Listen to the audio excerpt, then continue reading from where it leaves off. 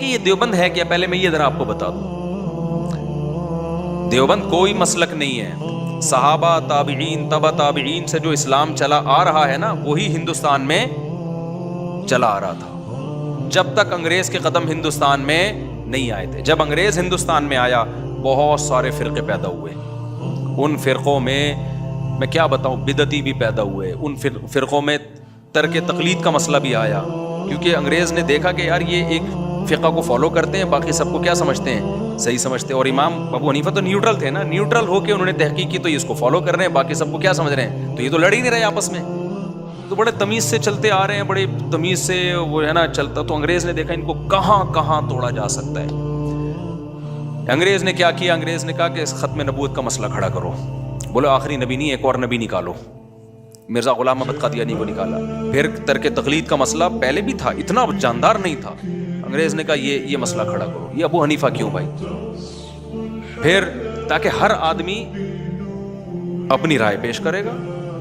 اب عوام کی بوکھلاہٹ ختم ہونے کے بجائے کیا ہو رہی ہے، بڑھ رہی ہے. وہ کہہ رہے ہیں وہ اس کا قرآن حدیث کچھ اور ہے، اس کا قرآن حدیث کچھ اور ہے، اس کا قرآن حدیث کچھ اور ہے، اس کا قرآن حدیث کیا ہے. اور پھر ایک دوسرے پہ جو کیچڑ اچھالنا ہے، نفرتیں پیدا کرنا. اتنی نفرتیں انگریز کے آنے سے پہلے نہیں تھیں جتنی اب نفرتیں ہو گئی ہیں مسلمانوں میں آپس میں.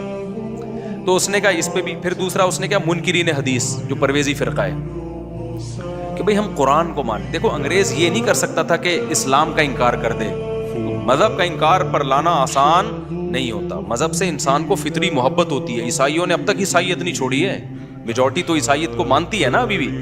مذہب کو چھوڑنا آسان نہیں ہوتا. باپ دادا کے دین سے فطری محبت بھی ہوتی ہے انسان کو جس مذہب میں پیدا ہوتا ہے. تو انگریز نے کہا مذہب تو نہیں چھڑوا سکتے نا ان سے. مذہب میں ایسی ان کے اختلاف ڈال دو نا، کنفیوژن ہی کنفیوژن. تو یہ جو منکرین حدیث پیدا ہوئے، ان کو کیا لیبل لگایا، قرآن. بھائی کیا کرنا ہے، قرآن. اور یہ بخاری مسلم یہ تو بعد میں لکھی ہے، 200-300 سال کے بعد، 150 سال کوئی 200 سال کے بعد لکھی جا رہی ہے. یہ تو اجمیوں نے قرآن کے خلاف سازشیں کی ہیں. جتنے محدثین ہیں 99% تو اجمی ہیں، عربی تو ہے ہی نہیں وہ. تو یہ تو اجمیوں نے بعد میں عربیوں کو برباد کرنے کے لیے. امام بخاری بھی اجمی تھے. بخارا سمرقند کے روس کی جو سوویت یونین کی آزاد ریاستیں جب پہلے تو یہ آزاد تھا نا، تو یہ تو وہاں کے لوگ ہیں. انہوں نے سارے معاذ اللہ وہی کے منجن بیچے ہیں. لوگوں کو مقصد کیا تھا، قرآن سے ہٹا دینا. پھر بتایا کہ دیکھو بخاری میں تضاد ہے، ادھر یہ آ رہا ہے، ادھر یہ آ رہا ہے، ادھر یوں آ رہا ہے، ادھر یہ آ رہا ہے. ایسا پروپیگنڈا کیا، پورا ایک فرقہ بن کے کھڑا ہو گیا. آپ ان کے پاس بیٹھو آپ کی کھوپڑی گھوم جائے گی. میں تو بیٹھا ہوں نا، وہ پتہ ہے بات، میں تو بچپن میں بھی گیا ان لوگوں کے پاس. وہ بات شروع کرتے ہیں اللہ کی کبریائی سے. منکرین حدیث سے جب آپ ملو گے نا، اللہ ایسے نکالے گا آدمی، کہے گا بھائی. ایک لیفٹیننٹ کمانڈر نیوی کے ریٹائر تھے، وہ منکر حدیث تھا. وہ صبح شام اس کا کام ہی یہی تھا ہمارے محلے میں. اور پیس لونگ آرگنائزیشن بنائی ہوئی تھی، محبت دنیا میں پھیلانا. کام سارا نفرتوں والا، لیکن آرگنائزیشن کیا بنائی ہے، PLO. مجھے اس کا صدر بنانے چاہتے تھے وہ، تو شکر ہے میں نہیں بنا. میں جب ادھر بیٹھا میں نے کہا یہ تو کچھ اور ہی چیز ہے بھائی. یہ لیبل سب کے اچھے ہوتے ہیں، محبت پھیلا رہے ہیں، ہم لوگوں کو جمع کر رہے ہیں. اس نے کہا بھائی دیکھو حدیثوں کی وجہ سے کتنے فرقے بن گئے.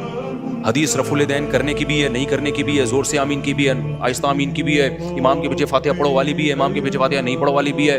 اس کی وجہ سے کتنے جنگ اور مناظرے اور فرقے. او بھائی اصل کیا ہے، قرآن. اللہ ایسے اللہ نکالتا تھا نا وہ، اللہ. پھر اللہ بہت بڑا. اتنی 10 منٹ تو اللہ کی کبریائی بیان ہوتی تھی. ہمارے جو لوگ تھے نا یونیورسٹی کے لڑکے وڑکے سب برباد ہو رہے تھے. میرا چونکہ مذہبی گھرانہ تھا، ہمارے علماء صلاح سے ہمارے تعلق رہے، میں اس کا اندازہ ہو گیا، میں نے کہا یہ گڑبڑ کر رہا ہے. تو میں تو پھر مختصر بات، مجھے پاس تو اتنی نالج نہیں تھی منکر حدیث کے خلاف، لیکن میں نے تو 2-3 چیزوں میں پکڑ لیا اس کو. میں نے کہا تو قرآن خود کہہ رہا ہے کہ نبی کی اتباع کرو اور نبی قرآن کی تشریح کریں گے، تو چلو یہ ساری کتابیں غلط ہو گئیں. تو جو قرآن نے کہا نبی تشریح کریں گے وہ کدھر ہے، پھر وہ لے آؤ. تو میں پھر اور وہ یہیں پہ پھنس گیا. میرا پھر مناظرہ بعد میں بھی ایک آڈیو پڑا ہوا ہے اسی پہ، اس میں بھی میں نے اسی پہ پھنسایا تھا. میں نے کہا پھر وہ کہاں گیا، تو قرآن ہی کو مان رہے ہیں نا. چلو قرآن ہو گیا نا، اللہ جو ہے نا، جو آپ کہہ رہے ہیں اللہ نے اللہ کو مان لیا، جل جلالہ اور اما نوالہ، پتہ نہیں کیا کیا لگاتا تھا وہ. اور صبح و شام مولویوں کے خلاف. ان تمام لوگوں کا منجن جب تک بکتا نہیں ہے، جب تک یہ صبح و شام مولویوں کو مغلظات بکے. ابے وہ بھی یہی کہتا تھا ان مولویوں نے دکانیں کھولی ہوئی ہیں، یہ مولوی یوں کرتے ہیں، یہ مولوی یوں کرتے ہیں، اور کچھ تقوی کی چیزیں بھی لے آتے ہیں. وہ کہتا تھا انڈا حرام ہے. اس سے لوگ یار انڈا، اس نے کہا یہ تو غلیظ پانی سے بنتا ہے. بس کچھ تھوڑا سا نا کہ تاکہ پتہ چلے کہ ہم لبرل نہیں ہیں، آزاد خیال نہیں ہیں. ہم تو ان چیزوں کو بھی حرام کہہ رہے ہیں جو تم حلال سمجھتے ہو. نہیں, بہت پرہیزگار ہیں. ہمارے ایک دوست تھے, انہوں نے انڈا کھانا ہی چھوڑ دیا اس چکر میں. تو اب کیا ہوا ہے کہ میں اس کے دلائل نہیں دوں گا ان کو ہم نے کیوں, لیکن بنائی ہوئی تھی پیس لونگ آرگنائزیشن. اس آرگنائزیشن کے نام سے نا لوگوں کو, اور نفرتوں کے علاوہ کچھ بھی نہیں. لیبل یہ تھا محبت, باتیں بڑی محبت کی, خدمت کرو. لیکن گھروں میں لڑائیاں شروع ہو گئی, گھروں میں بحثیں شروع ہو گئی. ایک بھائی کہہ رہا ہے بھائی میں کیوں بخاری کو مانوں, میں کیوں مسلم کو مانوں. دوسرا کہہ رہا ہے میں تو مانتا ہوں. ایک نفرتیں. کتنے لوگوں نے ہماری مسجد کے امام کے پیچھے نماز پڑھنا چھوڑی. مسجد کتنی بہترین جگہ ہے گیدرنگ کی مسلمانوں کی. گوروں کے پاس یہ چیزیں نہیں ہیں. مسجد کے مولوی کو برا بلا کہنا شروع کر دیا. پھر ایک اور صاحب آئے, ایک وہ اہل حدیث تھے. سارے اہل حدیث ایسے نہیں ہوتے, میں بار بار بتا رہا ہوں. اہل حدیث میں مولانا ابتسام الہی اور احتشام الہی ظہیر صاحب جیسے معتدل لوگ بھی. ان کے ڈرائیور نے مجھے بتایا کہ میں تو ساری زندگی ترک رفع الیدین سے نماز پڑھی ہے, اور کہ اس نے کہا یہ جو مولانا ہشام الہی ظہیر انہوں نے تو مجھے آج تک ایک دفعہ بھی نہیں کہا کہ رفع الیدین کرو. یہ کرتے ہیں, میں نہیں کرتا, تو نہ میں ان کو چھیڑتا ہوں نہ وہ. کہہ رہے ہیں اس بندے کے یہ مسائل ہی نہیں ہیں, یہ ختم نبوت کی بات کر رہا ہوتا ہے اور جو اجتماعی ٹاسک ہیں ان پہ چل رہے ہوتے ہیں. تو سارے ایسے نہیں ہوتے, لیکن فتنہ پرست بھی ہوتے ہیں. تو ایک اہل حدیث آ گیا ہمارے محلے میں, اس نے جو چھیڑنا شروع کیا ہے, بخاری لے کے بیٹھا ہوا ہوتا تھا. پھر اتنا علماء کے خلاف اس نے زہر اگلا ہے, بہت سے نوجوان مسجد سے ٹوٹ گئے. میری بھی اس سے بحثیں ہوئی. تو کیا یہ ہو کیا رہا ہے؟ اچھا وہ کیا فقہا سے ہٹانا. منکرین حدیث کیا کہہ رہے ہیں, یہ کتابیں بعد میں لکھی گئی ہیں. اور منکرین فقہ کیا کہہ رہے ہیں, امام حنیفہ کی کوئی کتاب دکھاؤ.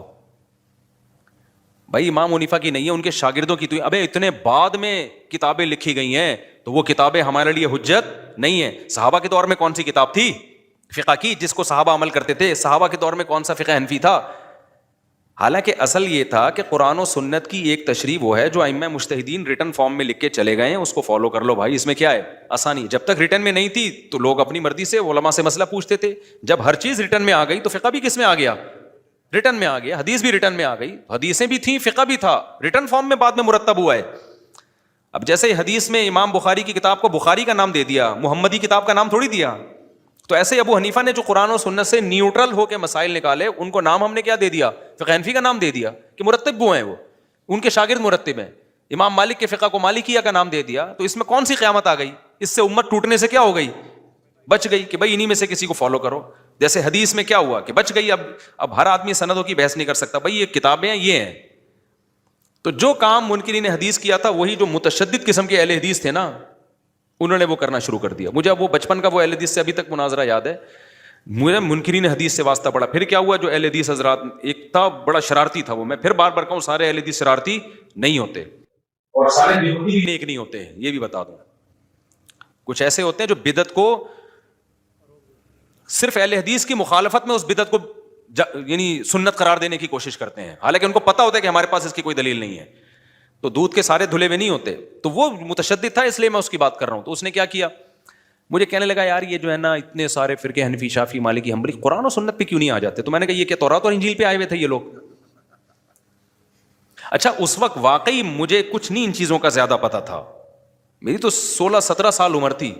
تو اس اہل حدیث نے مجھے بٹھایا, اس نے کہا کہ دیکھو ہر وقت ان کا یہی کام تھا مسجد میں, ٹوکنا اس کو, تو زور سے فاتحہ پڑھ, ٹانگیں یہ کرو اور رفع الیدین کرو, ہر وقت یہی کام تھا. ہم اس وقت کچھ اور ایکٹیویٹیز میں لگے ہوئے تھے. ہم نے لڑکوں کی ایک جماعت بنائی ہوئی تھی کہ یار ہم لڑکوں کو گھیر گھیر کے مسجد میں لاتے تھے, شرعی پردہ ان کو ترغیب دینا, گھروں میں شرعی پردہ کرواؤ, نماز پڑھو, وہ ادھر لے آئے نا ہمیں. تو میں نے کہا ٹھیک ہے جی, اگر کوئی صحیح بات کرنے تو مان لوں گا میں. تو میں نے ان سے پوچھا کہ میں کوئی پروفیشنل مناظر نہیں ہوں, نہ تھا میں, سمجھ رہے ہیں کہ نہیں سمجھ رہے. میں نے ان سے کہا کہ آپ یہ جو کر رہے ہیں کہ یہ سب غلط ہیں, تو صدیوں سے تو یہی چلتا آ رہا ہے, کوئی حنفی ہے, کوئی شافعی ہے, پوری ریاستیں اسی پہ چلی ہیں, تو آپ کیا یعنی کہہ رہے یہ نہیں ہونا چاہیے. میں نے کہا پھر کیا ہونا چاہیے؟ تو انہوں نے کہا دیکھیں ہر شخص قرآن و سنت میں تحقیق کرے, تو اس سے یہ سب ختم ہو جائے گا اختلاف, سب کی نمازیں ایک جیسی ہو جائیں گی. میں نے کہا اچھا مجھے بتاؤ, ابو حنیفہ نے, امام شافعی نے یہی کیا یا کچھ اور کیا؟ قرآن و سنت میں تحقیق کی نا. انہوں نے کہا ہاں.